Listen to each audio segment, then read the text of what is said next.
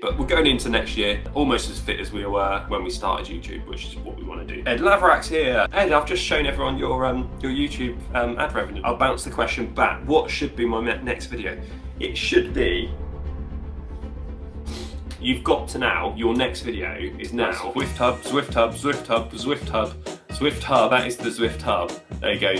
That's just for the YouTube algorithm.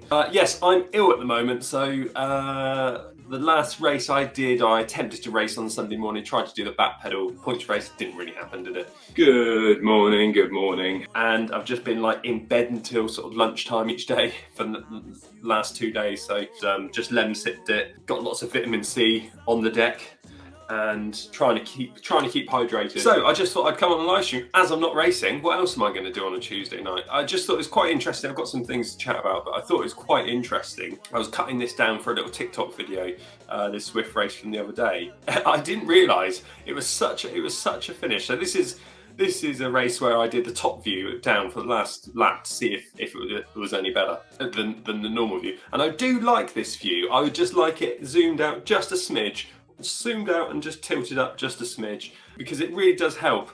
When you're at a real life crit race, you can sort of, I don't know, you sort of duck down and you can sort of see under your armpits, and you can sort of see, get a bit of a feel for what's around you. When you're Zwift racing in that front view, the normal view, which is sort of this kind of view, you do get a little bit around you, but you don't see the people coming up. You don't sort of feel that you get that kind of awareness of everyone. All you have to do, and I like riding with the graph on the screen. That blocks a few of the distances. You can sort of see there. You can just sort of see the distance of people behind. So I was doing a little TikTok, recording this little TikTok for this top-down view. Because I went and then I stopped. I stuttered. Then I went again because I went. Let's just watch it here. So I've sort of come to the front a bit too early. So I eased off. Wait for someone else to go, and then just think, gotta go now, it's getting late. And I didn't realise this guy, obviously with the positions on the Zwift races, they don't always update fast enough. So if you're sort of coming through the pack, it might still say 25th in your second or something like that. So you can't always rely on that. But then you sort of come through, and I overtook that person, and I thought, well, it's saying I'm 5th at the moment, but I'm pretty sure I'm in first off that front group. I didn't think there was anyone off the front. And they could say second and then first. So it came up and I won the race, which is good. But then looking back, that guy that I just pipped to the post there by 1, 2, 3, 4, 5, 4 bike lengths, he'd been off the front. You can see here. So in the top of the screen, you've got the map. And you can see that he's just off the front pretty much the whole race. If we go back to where he came off the front, he's there. There he is. So there he is off the front. Michael's just taken my eye off him. So here he goes. He attacks 1 kilometre into the race. David Brooks, he's off. D Brooks, he's off the front. There he goes, and he's away. I mean. Obviously, he got disqualified because it was 3.9 watts per kilo. If you're going to try and stay away, and he didn't really sort of make much of a leadway. Sort of, you see him on the leaderboard pop up now and then. He's only sort of 5 seconds. You can see him in the map on the top right. He's only just ahead of us. So fair play. Anyway, so fair play to D Brooks that sort of managed to stay about 4 seconds ahead for the whole race until we finally caught him with 5 bike lengths to go. You'd be pretty disheartened, wouldn't you, if you were D Brooks. Hi Paddy, Podium Paddy's here. Hi Paddy, how are you? Yeah. So anyway, I was on Instagram earlier and I saw that Zwift have announced their dates or their routes for the Tour du Zwift, not to be confused with the Tour of Watopia, which is my favourite because you get double XP. So Zwift.com. You get a nice Zwift Hub. So if you scroll down and you've got the big tour to explore it all, ring in the new year with the world hopping Tour de Zwift. Starts the 9th of January, so register now. Obviously, we're going to ride it, so we can ride destination. So stage 1 is on Yorkshire, the short ride. So we've got, again, like last year, we have 3 different route lengths, and you only need to complete 1 of each stage to be able to get the unlockable kit. If you ride one, I think you get a sock. Tick off enough stages to fill your garage with commemorative swag. I will want to say one thing about this. One thing I would say, as a graphic designer, it's nice to see that they've given the interns a shot at the designing the sort of thumbnail cover artwork. If that was, we've just done some work for a disability charity, that wouldn't pass muster, because like it's not very accessible, is it? Like it's just it's just a bit like, oh, yeah, probably wouldn't get the okay on that one. So it starts 9th to the 12th of January on Yorkshire. Again, 3 routes, and then 13th to the 15th of Jan, Richmond. They do have some new route badges. If you haven't done the new route badges yet, you can go and collect them. France/Paris. Oh, that's going to be a nice one, isn't it? So this is the long ride, 14 miles straight up. So it's nice we're going all over the place. Unlike the Tour de Watopia, which is my favourite, you don't get double XP on this. So Tour Watopia is usually March, April time. So literally, if you need to upgrade, I'm going to try and make sure I upgrade to level 50 in 1 week.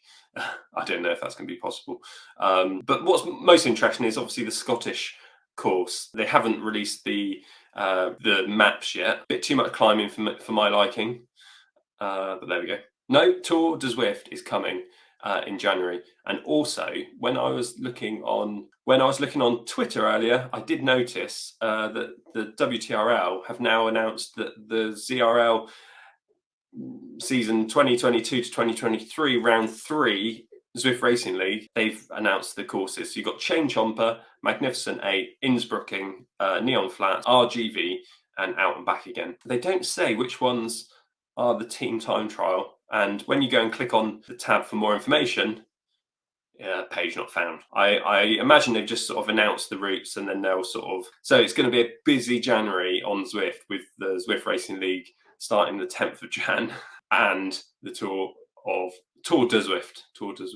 That's it. I'll show you a little update of my week last week. I know John Buckman was asking how much did I ride, or how much am I gonna ride, or anything like that. Obviously with the illness, it's a bit different. It's a bit tricky to know what I'm gonna do. But if we go to my Zwift Power, so you can see here I've been absolutely smashing the races. You can see here I was a B. I upgraded myself, so you can actually see there's not one race where I was actually technically a B. I got upgraded in this race where I upgraded myself, and then I got disqualified from the race, or got the upgrade icon.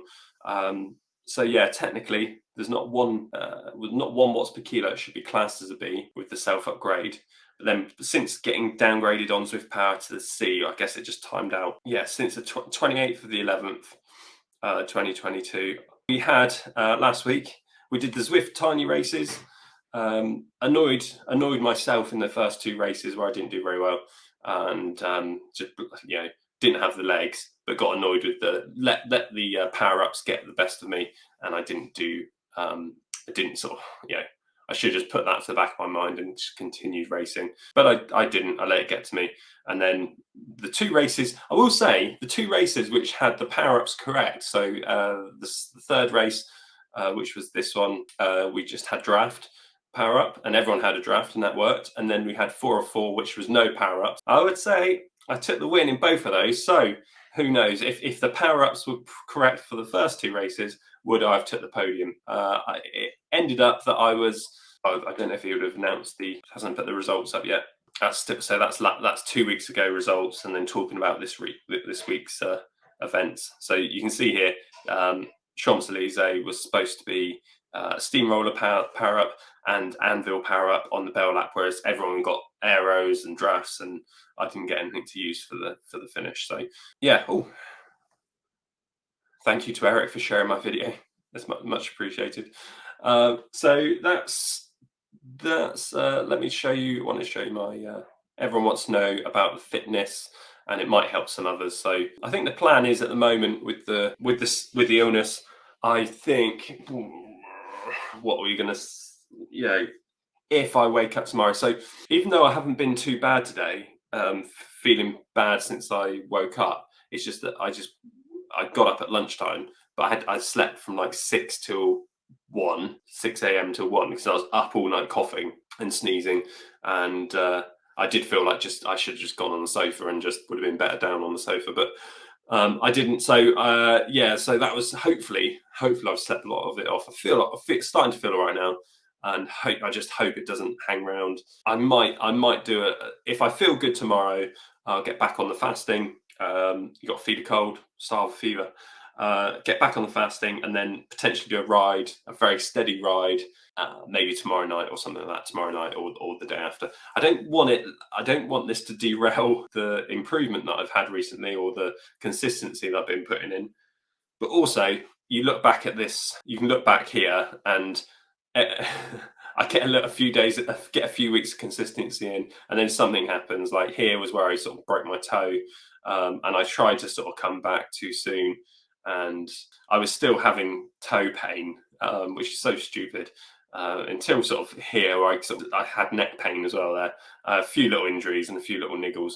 So it's been a roller coaster of a year with the consistency. So I was just pleased with how my legs were performing, getting a good couple of 11 hours, nearly 12 hours, and the legs were performing quite well. So I don't want this to derail the improvement that I've been making, but also I don't want to come back to it too quickly and then regret it and look back like I did in sort of July and stuff and go, oh, I'll come back too early. If I just give that toe a couple more weeks to repair in July, maybe the rest of the year might have been a 12-hour week or 11-hour week, and would be a lot further ahead of where we are. Obviously, the weight coming down to 98 kilos. So from sort of from sort of start of December, I've been fasting. I've been pretty much doing one meal a day, OMAD, so trying to get all my calories into one small eating window. It seems to be working with the weight loss, even though I'm not restricting calories too much. And we'll have a quick look whilst we're here at the fitness. Hopefully, the next couple of days, I can maybe just take it easy and get the fatigue down a little bit. The fatigue won't just drop. You can see here at the weekend, I've been the most fatigued I've been for the last year. If we look at the last 2 years, yeah, again, it's when you sort of turn on the form as well. Form and fatigue are pretty much the same graph. As you can see there, it's like a reflection. Obviously, if you're more fatigued, your form goes down. So I just turn one of them. I usually just turn, fatigue on to look at that. But you can, it depends which one you want to look at. So yeah, so I'm the fittest. I'm the fittest I've been for 2 years. So we're getting back there. We're getting back to where I started before I started YouTube, but we've still got a way to go. So where I started YouTube was January trophy hunt, episode 6, shaving my legs, taking down comms. So my episode 6 on my channel. So we're fitter than then. There we go. It's probably, yeah, because we called it short Comrona ride. I was calling it Comrona, wasn't it? Versus Dave Walker Blair. I'll show in a second now. Someone's got it. Who's got that one then? Dave Walker Blair. I need to go and get that one back. We need to get back to my sort of 2019 fitness. But if I could get back to sort of here, what's interesting, if I do press relative effort compared to just go to relative effort, it shows a bit closer, which might mean that this is done on a heart rate. And what you put in as a relative effort, if you're not riding to heart rate, that might mean that I haven't been using power on some rides. There's a little bit of a difference there, isn't there? I'm not sure. I have to work that out. I sort of feel that that's more accurate. DBR Winter Series. That was tough. 3 pedal strokes from being dropped on the lead group on the first climb. Just stayed on and fell off the back 1k to go last time. Nice little lead group, lots of support. Missed you, TR, but I didn't think you would have hung with you at the climb. Oh. Tough race, that one. Tough race.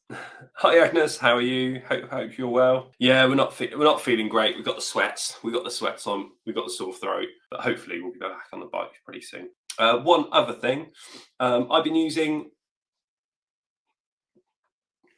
the Polar H10 heart rate. Polar H10 heart rate. Oh, that's mirrored, so it probably won't be right. Marco gave me the recommendation to get that one. My Wahoo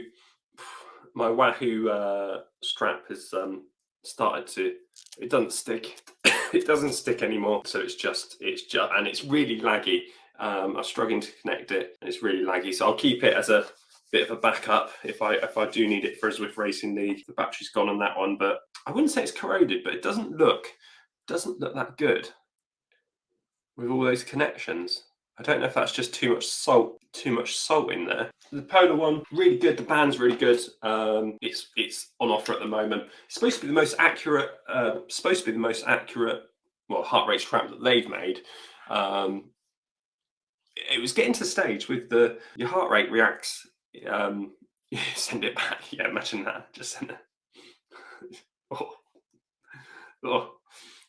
Your heart rate takes a while to react to an effort anyway. So then I was finding that I just started to ignore heart rate. So when I was racing or doing efforts, I just ignore heart rate. Like, it didn't matter. Like, I was looking at the power, I was looking at my graph on the bottom. If I was sprinting, you don't look at heart rate when in the last lap of a crit race, do you? And go, well, I better ease off here because I'm not going to make it to the end. It's just all in. But what I found since using this one, I've started looking at it more and racing to it, especially up some of the climbs, maybe at some of the races. I did that rendezvous. I did the tiny races, rendezvous and rooftops and rendezvous. And I was going up the climb going, okay, what I really need to do is just hold it. It's like, if I go over this heart rate, I don't know if I'm going to sort of blow up, because the week before I just went all in on the first race and I just blew up, and I sort of then didn't have the legs any effort left to win the next 3 races. So anyway, at the moment, really good. I did have a little Bluetooth connection error. What I had to do is unpair it directly from the Mac, and then Zwift picked it up again. It was picking it up on Zwift. It just wasn't. It wasn't showing. That's just on Bluetooth. It was showing. It was showing on the and as always. We'll see how it goes. But thanks, Marco, for the recommendation. Do you want to look at YouTube stats whilst we're here? So the whole idea of this channel is what I was finding is that I kind of had Com Rides, a channel where I'd upload Zwift rides, Zwift races, and my outdoor, some of my outdoor sort of com hunt footage. You film a lot of stuff in the com hunt episodes that you don't use, because I try and keep them as short as possible. So you end up having a lot of footage, and I've got a lot of footage on one of these to upload to that. I was finding, especially with the main channel, obviously the main channel just doesn't get recommended. Like my videos and the recommendations from YouTube is recommendations sort of like, for some channels that I sort of look after, could be up to 80% views come from YouTube recommendations, which mean on the homepage and up after suggested videos, other videos you may like. If one of my videos on the main channel gets a few more views, sometimes it'll get pushed to 30% recommendations from YouTube.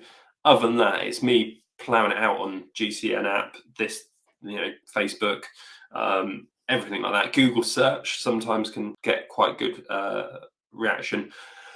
The idea of this channel is to try and game the algorithm a bit, and just show even some of my old TikToks, some of my old Zwift videos are getting so many more views on this channel in a week than they have done on my other channel, main channel, for like a whole year. So because this channel is getting like 88% recommendation on some videos. So in the last month, watch time is over 1,000 hours. Really good. Subscribers going up nicely. I did start the channel. Let's go to lifetime in September, and just what I was doing, I've got this TikTok account called Zwifter, where my Zwift TikToks don't do that good on the main channel, so I put them on a separate TikTok account called Zwifter, which is why I've just called this Zwifter. And this is where I started uploading some of the videos and started streaming in here.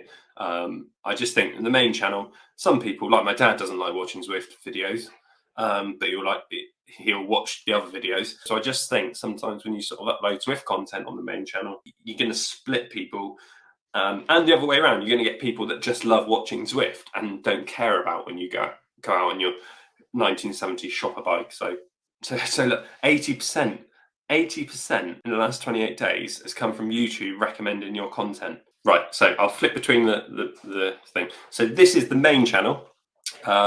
So you can see here, overview.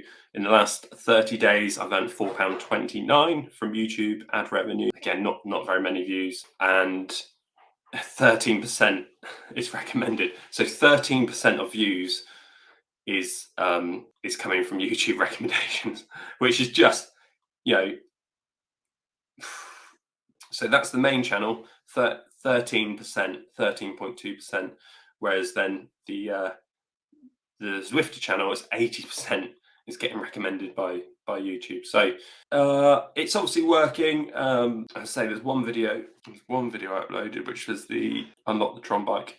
This is an interesting comparison. I just go back to read your message because I couldn't see them on the other screen. Do you remove the live streams and only put out smaller edits? So yes, on the main channel, on the YouTube, on the Zwifter channel, on the new Zwifter channel, what happens is when you do a live stream and you finish that live stream, it can take up to 2 days for then YouTube to fully process it. During that time, it'll become standard definition, and if you scroll through, it will be like sometimes it'd be quite stuttery. Sometimes it'll stutter. You scroll through, and it'll just like then start playing. So it's a bit annoying. And I don't think there's some people that suggest that it doesn't count towards monetization stats. You need to get 4,000 watch hours within 12 months. Lots of people say when it's processing and people watch it, you don't actually get it doesn't count towards your public watched hours for monetization. Now what's happening is because that's taking so long, what I can do is download that say Zwift race, crop it a little bit so I take off. Nah, Agnes says hi. Agnes. She says hi, Agnes. So what I've been doing is cropping those videos out, maybe cropping a bit from the start, or you've seen them, and then uploading them. They seem to upload and process so quickly on this new channel. It's unbelievable. Like within maybe 14, well, sometimes, even if they're quite long, sometimes within like half an hour, they'll be processed in HD. On my main channel, if I put a video up, it will take like 3 hours to, well, sometimes we know it's been a day to process a premiere for the Sunday night. Yeah, so what I'm doing, and then everything obviously then counts towards the public viewing. So and then what I'll do is once that video's been out for a while, so you can now go back and watch the Tiny Races full live stream, which I've broken out into individual races. You can go back and watch the full live stream, which should then hopefully maybe the 25 hours that people watched it live for, because I did a few extra races, hopefully that will count towards the monetization. So yeah, this is a video I uploaded to the new channel. I'll try and find it on the old channel as well. Okay, I'm going to get very confused with this. So this is the new video I uploaded, exactly the same, just a 4 minute little edit of me unlocking the Tron bike. It's not how to do it, it's just literally like join me, part of a live stream to unlock it. You can see here on the new channel it's got 714 views in the first 14 days and 4 subscribers, 25 hours. So if we go back to the main channel, exactly the same video, you can see here it's only got 800 views, but it's been up for 250. It was 200. April. So this has been up since April, and I've got 1 subscriber. I made £1.78 from it, and the watch time is not far off the same from the Zwifter channel, which has got that in 13 days, 2 weeks. So you can see here on the Zwifter channel, it's got 84% recommendations from YouTube. So YouTube, this is what you want. This is over 70%. That's, I wouldn't say normal, but when you sort of get a video that does all right, that's kind of what you want it to do. You want it to appear on the homepage and up next and everything like that. So YouTube are just showing it.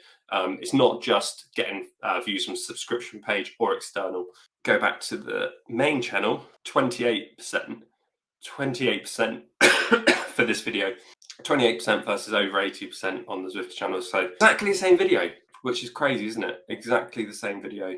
And you can see here, so this is live stats, which I always like looking at. Last 60 minutes, we've had 43 views on this video that you're watching now. How inception is that? But you can see here what I like is looking at some of them where they sort of spike up a bit. Ed Laverack's here. Ed, I've just shown everyone your YouTube ad revenue for your Pidcock video. 17 quid. I wasn't. Yeah, but that's delayed, so created that one. Another Canva special. There we go. You're not on a Tron bike, this is confusing. Oh my god, exclusive is Ed Laverack's No. Yeah, did show something there. What's funny is that video's at 20,000, isn't it? And it's just like because you were quick and didn't sort of leave it a couple of days, you were quick to jump on it, and the Australians are stealing it. Quadlock, I added it to my story. Quadlock put a little video up of the Santa Claus doing it and said doing the Com Step by Com Hunt TV. So it's nice that Quadlock and people like that just still credit me for that. Tom's literally paying me. Yeah, but isn't it interesting? It's like how so that's 20,000 views already, was it? Did it say 20,000? You've had 20,000, 21,000 views on that video already. So is that going to be? So it says here. So it says here. What's going on? What is going on here, Ed? Yeah, but that's what I was going to say. It's almost half of the main vid. As to how much do you pay for the main? No, Ed pays me enough in coaching and and appearance fees in my videos. When I was saying earlier, Ed, it's like Ed messaged and said, I'm going to do the video. I'm going to film it now, but I'll upload it tomorrow, knowing that Ed's going. I don't want to say like, not that you could easily do your own thumbnail for that. It's not really you've done better ones probably for yourself, but you didn't want me to do it whilst I was feeling rough. But that kind of stuff you just got to jump on, haven't you? Yeah. So when the topic of thumbnail is about a video, it attracts more more recommendations. And we did say, didn't we? It's just gonna almost no matter what thumbnail is or the title, as long as it's got Sakalobber and Tom Pidcock in there. I was expecting that to be a little bit higher, and this is interesting, isn't it? This has come up very quickly. So what are they doing there? 49%. Start losing them here. Yeah, phenomenal time. I don't know what else to say. If you've got any comments about this, if you want to know what's per kilo, we think it's 6.6. What one is now going bonkers? I do apologize. That's very unprofessional of me. So phenomenal time. I don't know what else to say. If you've got any. So you've just ended the video there, haven't you? There was, there may have been at least 5 or 6 of them on the climb at the same time. We have no idea. We just speculate. That is our job as amateurs. At the same time, who knows? He could have got a bit of pace in at the bottom. We don't know these things. And then you got another look firsthand. I'm in no way, shape, or form upset or angry or like any of the feelings you would think you would feel when someone takes it and they have this caliber. You just got to take your hat off. I'm going to pinch that video, and when I go and steal one of your comms up Portlock Hill Climb, when I go and I'm going to use that video of obviously when you get it. So, what the question is, Ed, in the space of another week, is that going to be your best performing video? And how is that going to make you feel? How would that make you feel if your reaction to Tom Pidcock stealing one of your KOMs, and people are saying like he bothered, like he's worried about it, or like Ineos care about it. In my opinion, if anyone saw a Strava title that said taking the Sakalobber Com or Sakalobber Com with the crown icon, he didn't just put training ride, like 15-minute test. He put Sakalobber KOM on his title. And also, it's all about coverage for sponsors. So any of those sponsors for Ineos are going to be like, I'll bounce the question back. What should be my next video? It should be, you've got to now, your next video is now looking for any local KOMs that Tom Pidcock's got that you can go and steal. Ideally, on your cyclocross bike, I don't know, stealing a combat from, taking my Strava combat from Tom Pidcock, the smallest segment in the world, but it would be quite funny if he does have one sort of locally, smashing back. If I feel fine, so tomorrow's Wednesday, and then I'll be back racing by Thursday, so the idea is the Alpe du Zwift time trial on the 29th, which is my next sort of big sort of target. I want to make sure I'm fit for that again. 29th of December, like a 4-man TTT. I would have been close. Pam wants me to upgrade to a B, and I would have been quite close, wouldn't I guess, if there's a critty bang bang tonight or whatever, or this week or something, there would have been something quite close to putting me probably quite close to the limit of upgrade. I don't think I am yet, but maybe by the 29th, if I dropped another kilo, we'll see. But we're going into next year almost as fit as we were when we started YouTube, which is what we want to do. And almost as light, maybe probably as light, which is the most important thing, but just 2 years older, but looking 5 years older. Is tomorrow the shortest day? Minehead Cycle Club always do a good ride on the shortest day. I always do longest ride on the shortest day. I've never done it myself. Oh, shortest day tomorrow, brilliant. Well, I say brilliant. I don't mind the winter. Like I get really fit on Zwift. Thanks, Pam, for your support, and the 2 others watching. Yeah, next video.